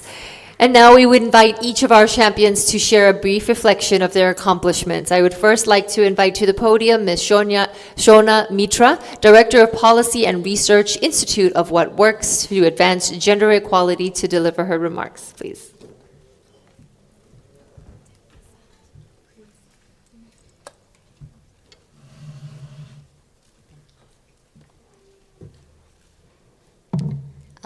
Very good afternoon to the distinguished guests. Thank you so much for having us here.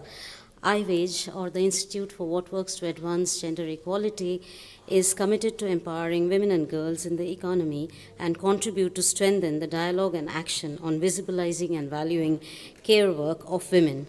On behalf of IWAGE, we are deeply honored and grateful to receive this acknowledgement for our contribution from this very prestigious and strategic platform. We commit to ensure that the momentum created among the governments, policymakers, and other stakeholders of the region on centering care work and care workers in an action-oriented policymaking for gender equality and women's empowerment remains a sustained one. We commit to engage and support stakeholders across the region for translating care promises into actions through concrete policies backed by large-scale investments to build caring economies and societies, for empowering women and achieving inclusive growth and development. I would like to thank the UN ESCAP, the UN Women, along with the Global Alliance for Care, Oxfam, and the World Bank for extending this honor to us. Thank you once again for having us here.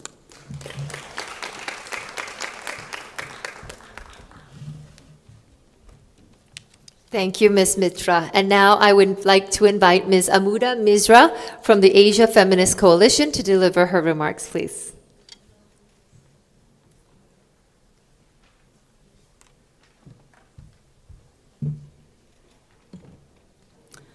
Good morning and namaste, everyone. Receiving the recognition as the Asia-Pacific Care Champion is an honor for the Asia Feminist Coalition. On behalf of the Asia Feminist Coalition and its secretariat, Ujala Foundation, a young feminist organization in Nepal, we are honored and grateful to be here and champion care work, institutionalizing the voices of women, girls, and non-binary folks from the grassroots.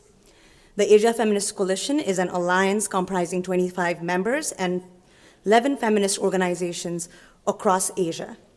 A central focus of our coalition is to amplify Asian voices in care work and to strengthen women-led networks and alliances in this vital area. Our collaboration with member organizations have demonstrated that enhancing these alliances is essential for mainstreaming discussions on care work across diverse platforms. Recognizing the multifaceted nature of care-related issues, we also acknowledge that the solutions developed in the global north often overlook the unique challenges faced in the global south. Therefore, our work prioritizes the generation of ideas and solutions within our communities, centering our narratives, perspectives, and challenges. Through the Asia Feminist Coalition and as a care champion now, we are dedicated to championing care work by elevating Asian voices and experiences, and ensuring that strategic roadmap for the care economy across Asia and globally is both inclusive and dignified. We are honored to receive this award today. Thank you so much.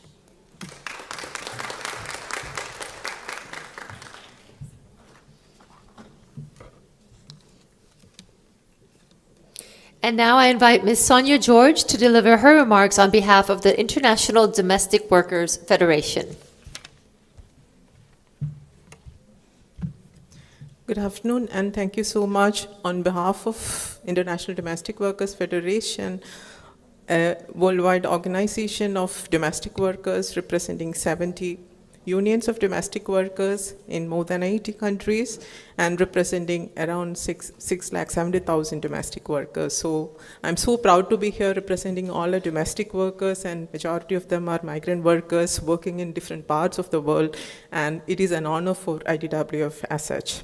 And I would like to take this opportunity to stress the fact that domestic workers are an essential workforce in the care economy, and as per the recent ILO brief, domestic workers constitute 25% of all care workers, and yet domestic workers continue to not have access to decent work and social protection in many countries across the world. Worldwide, 36.1% of domestic workers are excluded from national legislation, and 50.1% of domestic workers do not have access to social protection.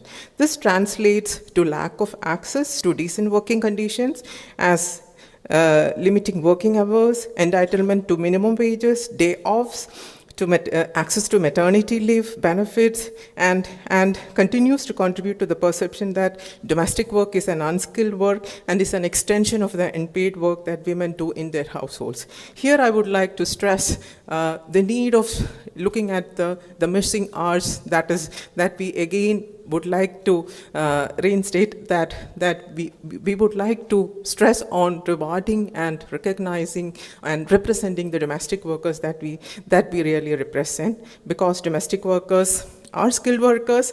Domestic workers do not have the freedom of association, so we really stress the need for freedom of association. That is what the representation that we need in all the representative bodies wherever it is possible, so that we can continue to really fight for our rights and recognize our space in the care economy.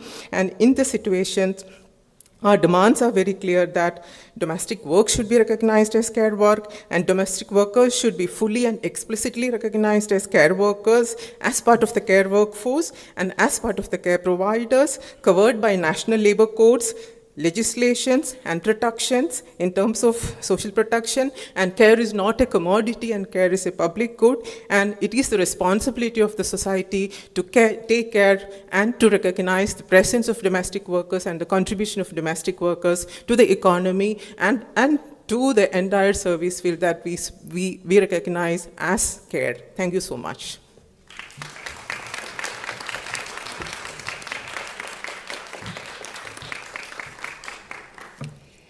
As we approach the grand finale of this extraordinary event, we invite you to take a moment to share your feedback. So please scan the QR code to complete our evaluation survey. Your insights are invaluable for us in shaping such events in the future. And now, distinguished guests, please prepare yourselves to be captivated by a traditional Thai cultural dance.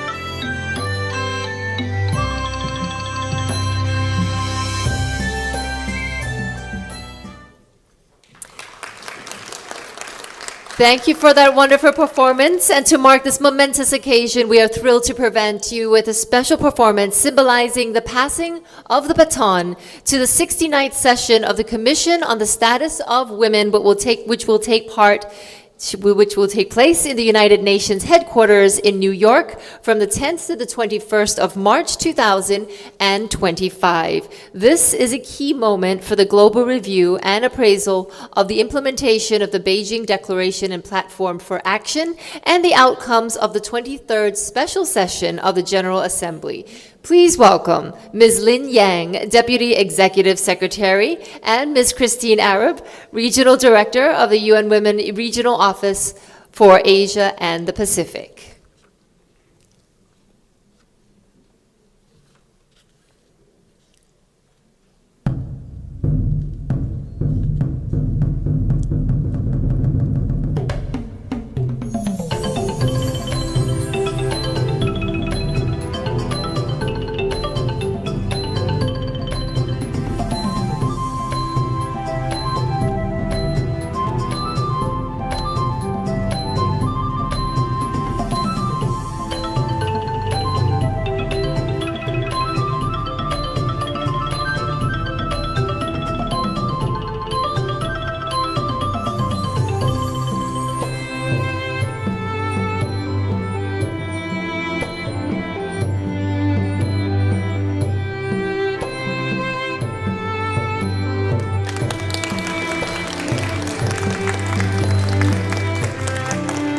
The passing of the baton symbolizes the unwavering continuation of our shared efforts to advance gender equality and care systems in the region.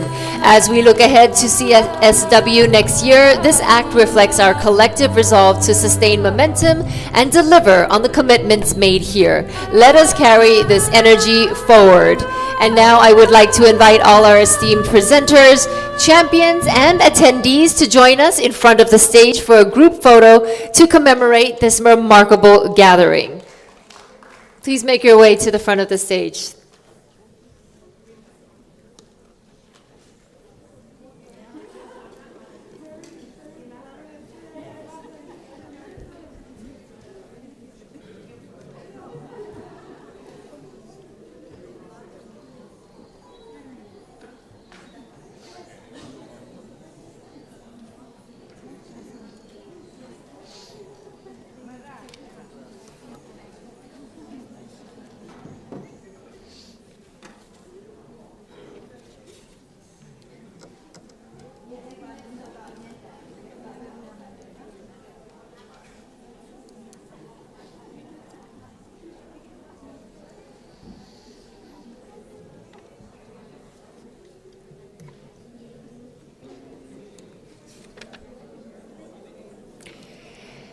As the photographers are capturing this moment, I'd like to take the opportunity on behalf of ESCAP, UN Women, and our partner organizations to extend our deepest gratitude to everyone who contributed to the success of this event. Together, we have created a powerful platform for driving sustainable, inclusive, and resilient care systems in our region. Finally, for all of you who have joined us this morning, we are delighted to invite you to join us for a cocktail reception just outside. And this is a wonderful opportunity to connect, to exchange ideas, and to forge partnerships that will shape the future of care in Asia and the Pacific. Once again, thank you very much for your participation.